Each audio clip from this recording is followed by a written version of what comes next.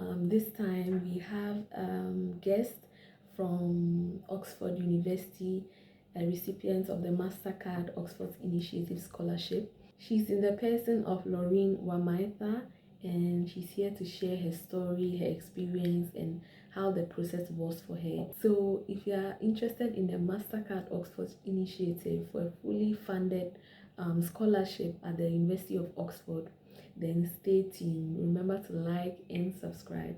Let's get right into the video. Good evening, Laureen. Um, and thank you so much for your time and offering to come on here and share your story about your scholarship Mastercard scholarship process. So if you wouldn't mind, could you kindly introduce yourself? Thank you so much, Peggy, for having me. It's been long overdue, but finally we are here. My name is Laureen Wamaitha. I am Kenyan and currently a student at the University of Oxford, courtesy of Mastercard Foundation. My education and profession background is with regards to health, and currently I am doing an MSc in International Health and Tropical Medicine. And yeah, that's Yeah. that's a sum up of who Yeah. I am in this conversation. Yeah, Mm. thank you so much for sharing. I think we are wildly different from backgrounds, professional backgrounds. Mine is in community development and agriculture and climate. So, but I think I don't know what correlation that has with public health, but that just goes to show that there are many scholarships out there that support different um master's programs and then professional backgrounds. So there's something out there for everyone if we are willing to look. So could you tell us about the Mastercard scholarship? I know they cover programs in various universities. So could you kindly tell us something about the Mastercard scholarship?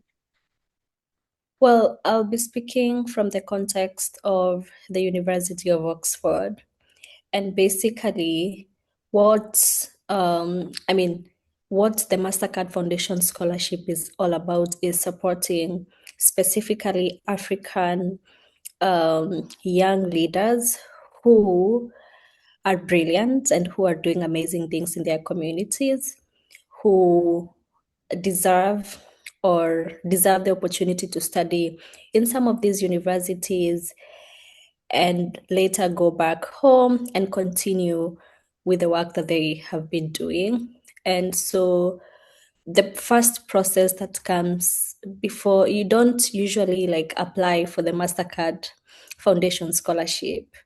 You have to apply first to the university.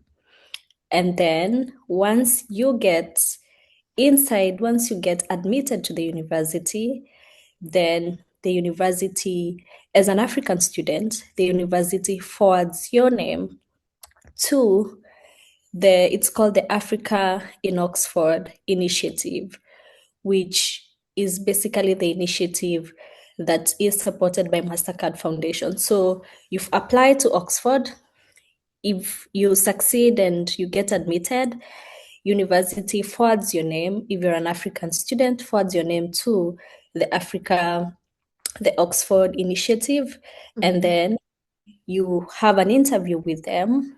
And then if you succeed in that interview, then you become their scholar. So I know that different scholarships have different ways of doing it, but from the context of Oxford, you first have to be admitted to the university. Okay. So can Yeah. you tell us something about the timeline? So when did you apply to university?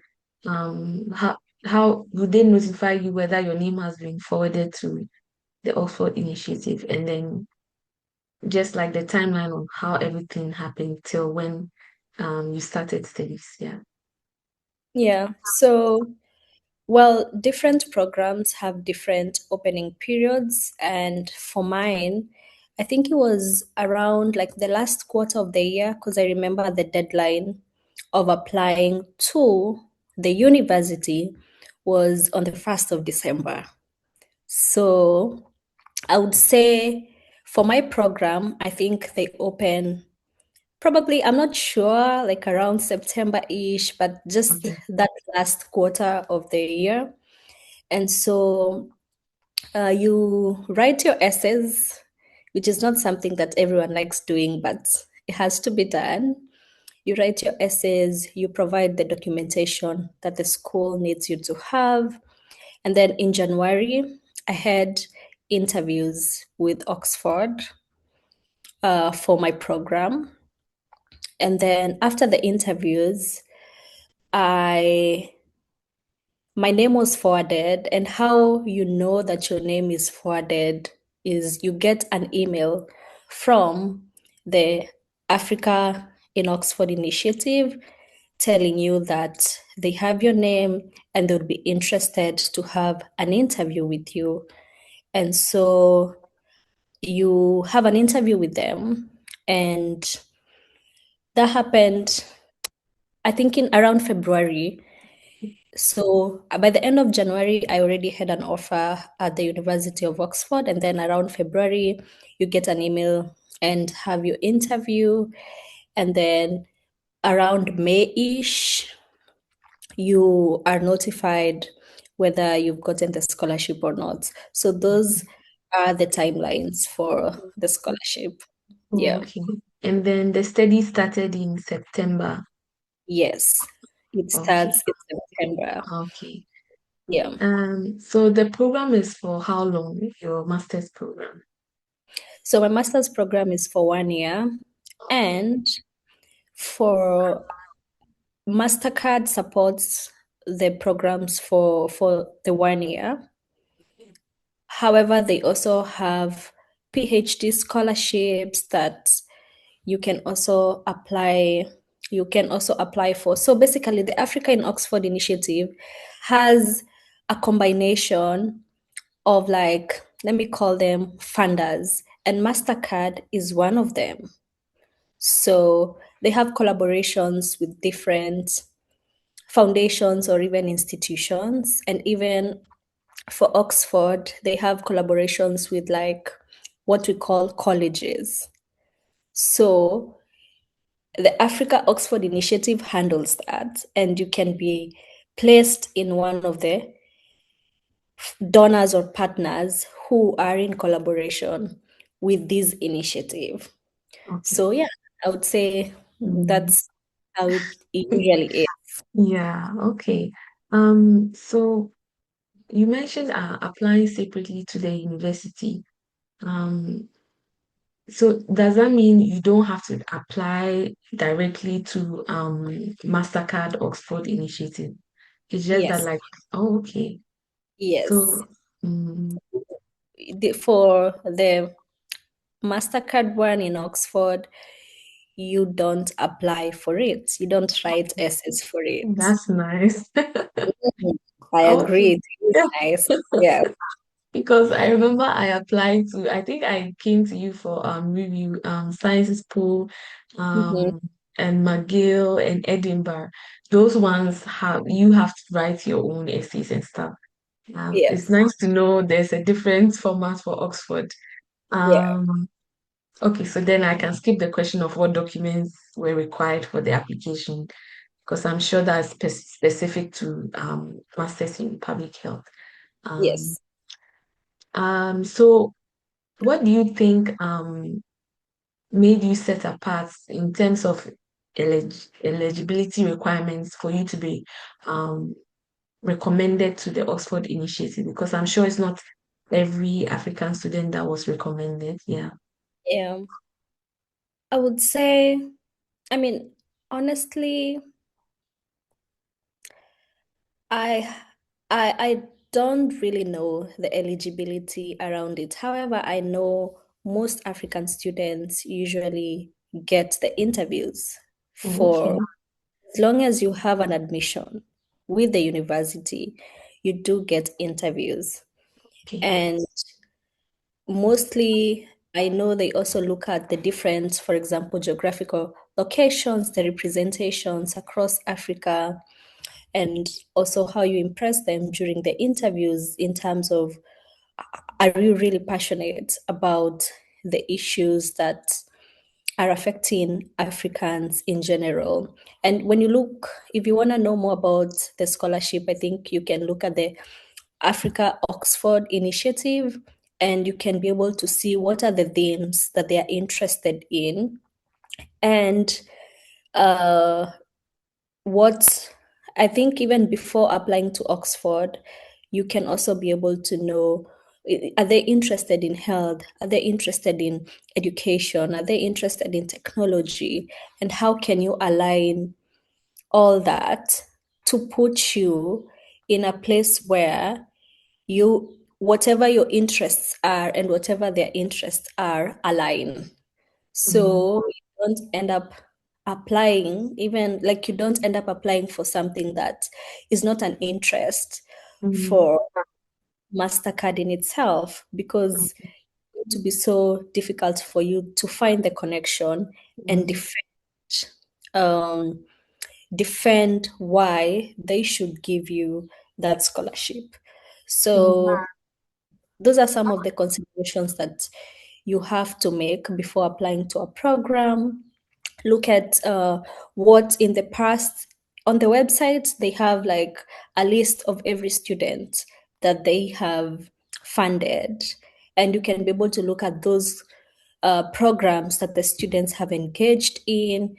And hopefully, you search within the university and see if there is a master's program that is in line with your interests and in line with their interests. So if everything aligns and you mm, impress them in the yeah, interview, I suppose that puts you up there. yeah.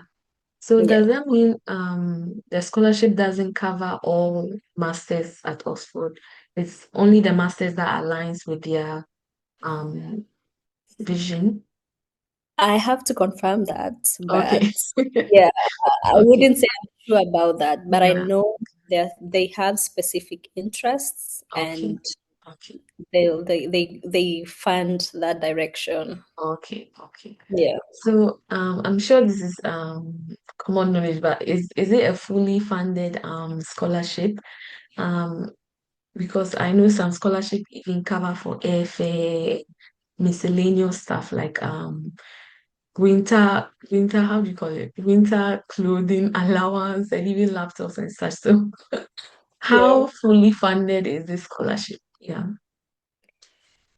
I have to say this, that Mastercard is the best scholarship that exists, as far as I know, in Oxford, because I interact with people who have different scholarships, and I can tell you for sure, I am an African who is privileged because of what Mastercard is doing. So to start with, of course, you've got the school fees or the academic fees.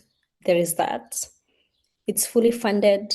You've got the housing that is catered for. You've got the living expenses that is catered for. The flights, your return flight back home, that is catered for. You get a laptop that is catered for. They handle the visa costs, the medical tests that come with the whole transition. And they give you an allowance that is supposed to cater for like your preparation in terms of if you need to buy clothes, those such kind of things to just prepare you. And apart from the monetary aspect, we've got um, we've got mentorship conversations and events that happen. In fact, I think they happen every month. We have those Mhm. Okay. sessions every month, and I think, and they give you above everything else, they give you an African community, which it's very difficult to find such a community in this side because you're in a university where you're like less than 1% is African. And so there are cultural shocks that happen. There is imposter syndrome that happens. There's a lot that happens, which is not Yeah. nice. Climate differences. You're coming from Yeah. Africa, the Yeah. tropic. Yeah. You get to a place that Yeah. has winter. Mm. So you get a community, and that reminds you that you belong. Yeah. So That's true. they have done their best to ensure Yeah. that we are I'm sure comfortable. they've gone above and beyond in this aspect. Because me, And yeah. yeah, and also we have internships. So after you finish your 1 month, a 1 year program, we go for 6 months internship, which is done in partnerships with institutions that have a partnership with the Mastercard and the Africa in Oxford Initiative. And they make sure they cater for your living expenses for those 6 months No past. way. Wow. Mhm. Wow. Wow. Okay, I understand why you say it's the best. Because And they I give thought after the 1 year, that's it. But no, oh, okay. That's yes. nice. And they give Um, us African food at their events, yeah. which from jollof, pilau, we've Oh, got, wow. that's why I said we are pampered Yeah. Africans in Yeah. Oxford. Yeah, I can see. yeah. Wow. I'm envious. You're Um, jealous. yes. Very. Yeah. Because I applied for, just to air my own dirty laundry, but I applied for the Mastercard scholarship at McGill Science School and then Mm-hmm. um well, Edinburgh, but unfortunately Mm-hmm. I didn't get any of them. Yeah. But yeah, it's nice to see like how they are making provisions to make you feel comfortable and give you a community. Yeah. That's so nice. I want to Yeah. also ask, is there like an age requirement to apply or Hmm. they don't have anything like that? I think as long as you're below 35 years, I think 18 to 35 years, because Okay. their program is part of their vision for Africa and mostly the youths in Africa. Mm. So as long as you're within the age brackets, that they are okay with that. Okay. Yeah. Mm. And also there is misconception that Oxford is only for first class students. Maybe it's true. I want to ask, do you have to be a first class student to even apply to Oxford and to even be considered for the scholarship? Or maybe second class upper can have a chance? Yes, I believe I think when you go to their website, that is actually very clear. They consider first class as well as second class upper. Okay. And but I usually tell people that of course that is important for them. But there are many students across the world Mm, who either have the first class or the second class upper, but they don't get in. And it's a huge part in terms of their selection criteria. But what really matters is how you package your application statements. And that is really important compared to, like, I mean, it gives you an upper hand because unfortunately the world is competitive. Unfortunately, not everyone is going to join Oxford, but I think when you go to their website, different courses, they have that kind of information on what they look out for. mm, Yeah. mm. And I know this doesn't relate to the scholarship because you didn't need to apply, but in applying to the university, I'm sure Mhm. you had to write some personal statement of sorts. Yes. So how did you write the essay? So how did you position yourself to be at an advantage to be admitted in the essay step? Yeah.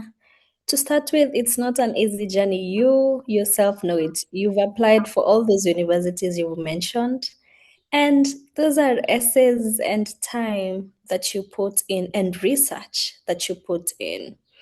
And so I would say what really happens is before you even like start applying for something, you have to do your research around whatever you want to do. So if you're in the education world, you look at different universities around the world and whatever education programs that are there, you look at the requirements.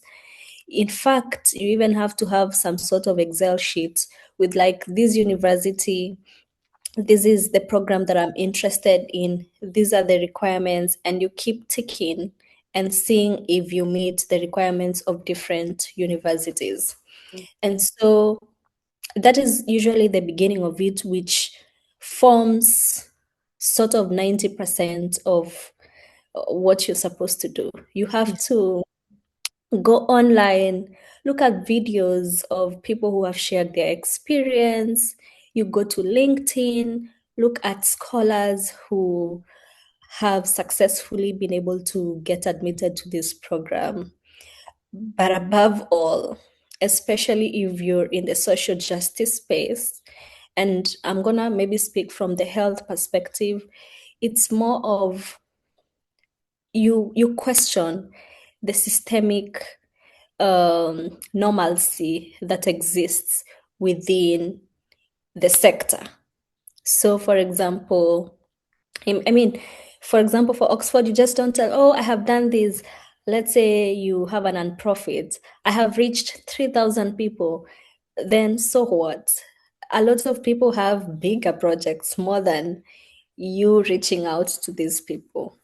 And for my program, they were very interested in people who are willing to question systems and who are willing to ensure that systems work for especially what we call the marginalized or vulnerable communities, or what we call health equity. So it's more of you being aware that in my community, in my country, in my region, this is happening and it shouldn't happen. And these are the things that I have seen are like the underlying issues towards the bigger problem that we see. And for you as an individual, you're interested in dealing with these underlying issues and have sustainable solutions for people back home. And so that was my experience. In fact, I think even in class, I think during like the induction, our lecturer, the department said that is what they were looking for. They were looking for people who are tired of the current system, who are okay with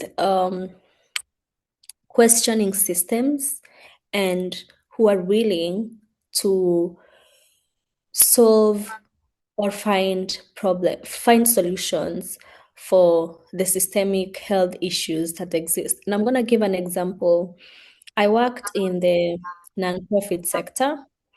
And so, I mean, we know that the nonprofit world does good things, but also we know that their approaches sometimes or most of the times are not sustainable because it's more of you get funding, you do your work, you leave, your project stops.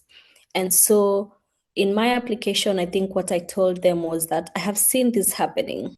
I've been in a community where since I was born, people have been sending aid. And years later, I am a 26-year-old, and that is still happening. The community is still being sent aid. That means we are not dealing with the problems that are underlying. And either we are not engaging communities, either we are terrible people. I mean, we are not good people. We are just there for the jobs and not for the transformation of the communities. And that is why you see reactions from like the donor world. For example, the largest donor who was the US government withdrawing aid because of some of the things that have been happening in the communities. And so I put that in paper that I know in the last years, lives have been saved. However, there are things that have been happening, and I would like more clarification. I would like to dissect those things more. I would like to share my experiences with other students from other parts of the world, and hopefully when I go back home, I will be different in changing the system. Mhm. So that is what I would say Yeah, the approach. Yeah. yeah, that's a really deep dive into the reason why you even want a master's in the Yeah. first place. It's not just for professional development, but it's actually to change systems and better the lives of people back home. So Yeah. yeah, you have to have a reason beyond yourself, I would say, when you are applying for um not even just scholarships, but masters in general. So Mm. I would like to move back to the interview stage. How was it like? Like, how long did it last? How many people were on your panel? Mhm. What kind of questions did they ask you? And just what was the overall like vibe of the interview? Yeah. Yeah. I think for my Oxford interview, there were I can't remember the number of people, but I think there were four, if I'm not wrong, or three. Mm. And interviews are scary, but you have to know that at the end of the day, the people on the other side don't want you to fail. And you have to know that they actually want you to pass. However, I mean, if they had a choice, everyone would pass. But unfortunately, that is not the real Yeah. world. Yeah. So there are people who will be chosen and there are people who will not be chosen. And the questions, I think it was like less than 30 minutes, sort of an interview. And basically, it's usually like a confirmation of what is this the person who wrote their essay? Okay. Can they be able to articulate? Because for you to get an interview, that means they are impressed with your personal essays and your personal statement. So it's more of wanting to hear or know more about you. Mm. And those are they just ask you questions that like tell us about yourself, why Oxford, why this program. And we had a very interesting question was we one of the questions was if you are to be given like £1 million, um what would you do with the money? And so these are you have to prepare, you have to show them that you you are aware of different things and you want things to get better. You are aware that you can use this money to do this and this, but also tell them that you can work you can work in a team. So those are some of the questions that they ask you. So they're scary, but the questions that most people get asked is, tell us about yourself, why this program, why Oxford. And for me, I have never forgotten that question on if Yeah. we gave you £1 million, Yeah. how you use that money. Yeah. And it's more of them asking, well, you've told us about these problems, right? And they want Mm. to see if you would use that money to Yeah. solve Yeah. these problems Yeah. or these challenges in the system. So Yeah. yeah, yeah, That's I I don't know how I would have answered that question because I feel like it would have thrown me a bit off guard. But so is this the interview for Oxford or the interview for the yeah. scholarship? That is the interview for Oxford. For the interview for the scholarship, mostly, in fact, I remember they had mentioned in the email some of the things that you should have in mind. Okay. And the things that you should have in mind, number one, are the values that the initiative, the Africa in Oxford initiative, that guides the initiative. And so that is more of what they wanted. And also, remember, it's an African scholarship. So, how passionate are you about Africa? And that is what they want to know, basically. And they're usually very chilled, cool people, I would say, because I mean, at the Really? end, oh my God, this, and you meet them once you succeed, you meet them and you're like, okay, they're just human beings that want Yeah, the best for you. yeah. And I usually tell people when you go to interviews, you have to, the goal is you've succeeded to get an interview that shows that there's something good about you.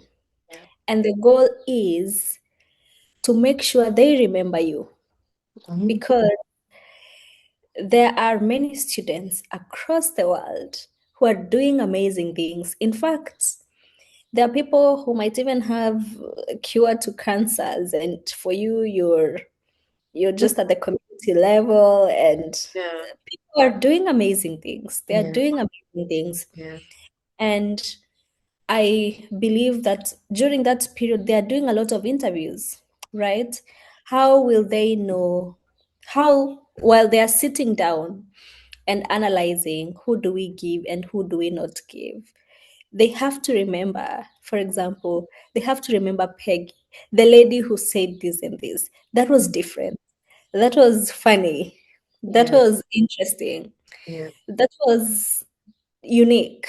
Mm, So that is usually the goal during interviews, making mm, sure they remember you mm. and have fun Yeah, during that process. Yeah. yeah.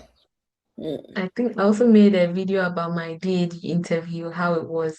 And I was saying you have to like just treat it like a conversation, even though you may be nervous, just talk naturally, try to talk naturally, dress professionally, and then smile. I think the smile is the best way to just break the ice. Yeah. So we've come to the last question. Mm. Um, what advice would you give for someone aspiring for the application cycle this year for the Mastercard Oxford Scholarship? Start your research now. Start your research now. Mm, And remember that you you don't apply to one school, unfortunately.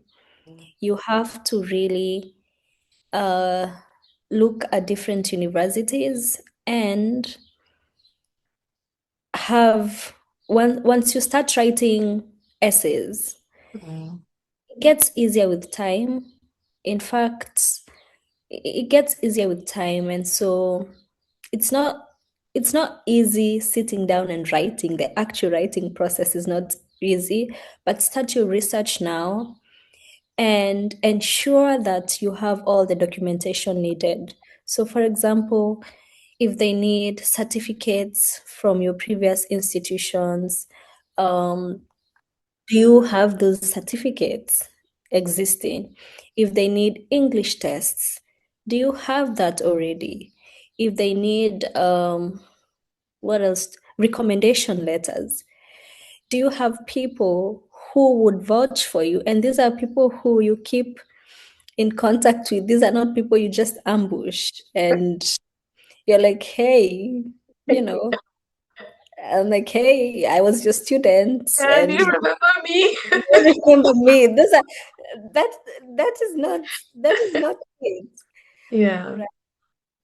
Mm, And so having these things in check makes it easier for you mm, because what is left on your side is writing the essays. And also just know that unfortunately applying to schools is not cheap, right? There are yeah. application fees that are there, and I Mm, know it can be very frustrating in mm, terms of like you don't have money for the application fees and everything, But if you're in that position, there are scholarships that need you to apply to the scholarships, and they're free. Like they Mm. just need you to apply. Mm. So do that. Yeah. Stalk people on LinkedIn and who have gotten the opportunity. See what they are posting. Reach out to them and Mm. have a formal conversation. Yeah. And reach out to the university or the program.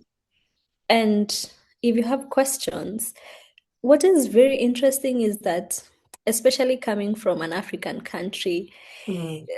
emails are not responded, but here, emails are responded. If That's people have time, they're willing to help true. as Mm-hmm. long as you articulate your questions clearly and Yeah. nicely. Yeah. So don't be afraid to ask for help. Don't Yeah. be afraid to reach out to people. Prepare early, and also um, reach out to people who, if you have mentors, reach out to them. Yeah. And if you're a student right now, I usually say maintain some good networks. Be Yeah. close to your lecturers, because those are the people who are supposed to write recommendation letters for you. Yeah. Yeah. And unfortunately, if you don't have any, and one of the requirements can be like a person in the academic industry, Yeah. if you don't have that, that disqualifies you, Yeah. unfortunately. So if you're Yeah. a student right now, be a good student, work hard, get your grades, maintain contacts with your lecturers, volunteer. It starts from there. And these are the things actually I wish I knew at that point. I mean, if I would go back to school then, I would do things differently. But I wasn't that badly off, but I would be more aggressive, I would Yeah. say.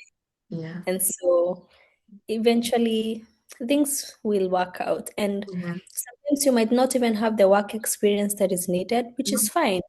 But I believe for any person who's applying for a scholarship, I I believe that they they are really doing something in the community. It can be volunteerism, it can be Yeah. internship. Yeah. In whichever institution, it can be you're a teacher in your local school. So you don't have to have these big, the other thing is you don't have to have these big names that Yeah. you worked, I don't know where you, no, whatever you're doing, the impact that you're creating. In fact, they might not even know the name of your village, but you write it down Yeah. and say, I'm working here, and people are being transformed by little work. Yeah. So start That's now, research, go to YouTube videos, LinkedIn, and you, and also sometimes even different scholarships. So for example, there's a scholarship called the Rhodes Scholarship, which also sponsors students in Oxford. It's going to be open soon. They're having, for example, sessions for prospective applicants.